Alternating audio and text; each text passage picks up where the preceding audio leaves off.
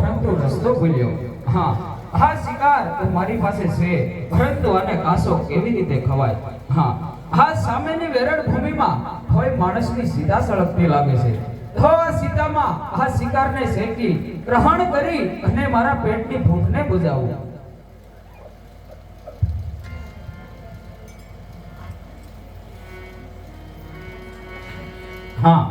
હા, શિકાર તો શેકાઈ ગયો, પરંતુ હરપાલને મકવાણાને એક એવું નિયમ છે કે બીજાને જમાડ્યા વગર ના જમવું. તો આ વેરણ ભૂમિમાં મને સાથે જમવા વાળું કોણ મળે? હે દેવી મરમરા, મને કોઈ તો સાથે જમવા વાળું મળે. હા, સામે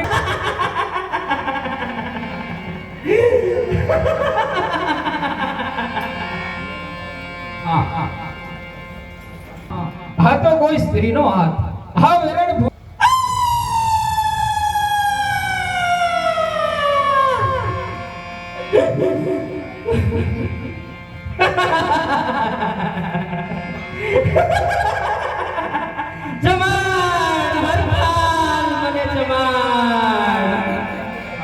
જરૂર આપણને હરપાલને જમાડશે, આપણને હરપાલને મકવાણા વસન આપે છે, આપણને કદાપી નિરાશ તો નહીં કરે. લ્યો, આ શિકારમાંથી અડધો શિકાર હું આપને જમાડું છું.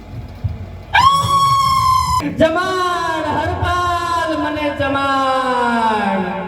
હા, આ શિકારમાંથી અડધો શિકાર મેં સામેથી આવતા અવાજને જમાડી દીધો. તો હજી પણ અવાજ આવે છે, હરપાલ દે મને જમાડ. હા, હરપાલ દે આપને જરૂર જમાડશે, માટે ખુશીથી જમી લ્યો.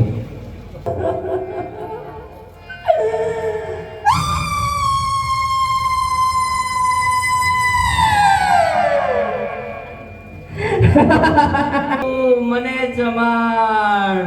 હા, હજી પણ સામેની વેરણ ભૂમિમાંથી અવાજ આવે છે. સામેની વેરણ ભૂમિમાંથી મેં શિકાર કર્યો, સામે સળગતી સીતામાં આ શિકારને મેં શેક્યો, પરંતુ મારા નાથને મંજૂર નહીં હોય. આ શિકારનો છેલ્લો ટુકડો વધ્યો છે, તો સામેથી આવ પ્રેમથી જમી લ્યો.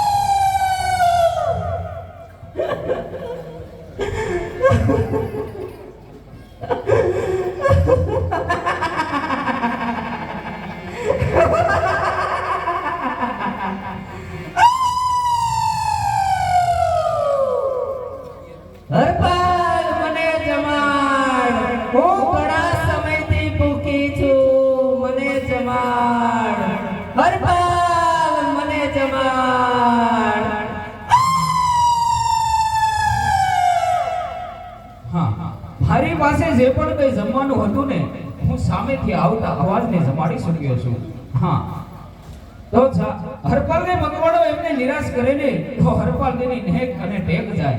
હરપાલ દેની નેક ટેક જાય પછી હરપાલ દે મકવાણો આ ખોળિયામાં પ્રાણ પણ ન રાખી શકે. તો સાલ આજે કોઈએ ના જમાડ્યું હોય ને, આજુ એને એવું જમાડી દઉં. મારા દેહના બલિદાન આવી અને સામેથી આવતા અવાજને જમાડી દઉં. કુળની બાળકીને આપ હરતીને તોયથી ડરતી નથી. માત્ર મોરી પહેરતું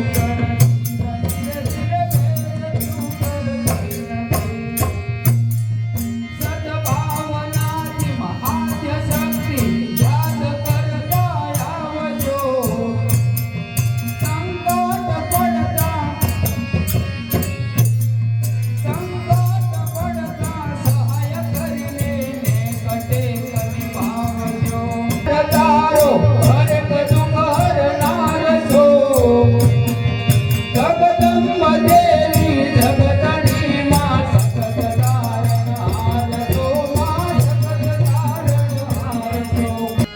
માગો હરપાલ દે, માગો.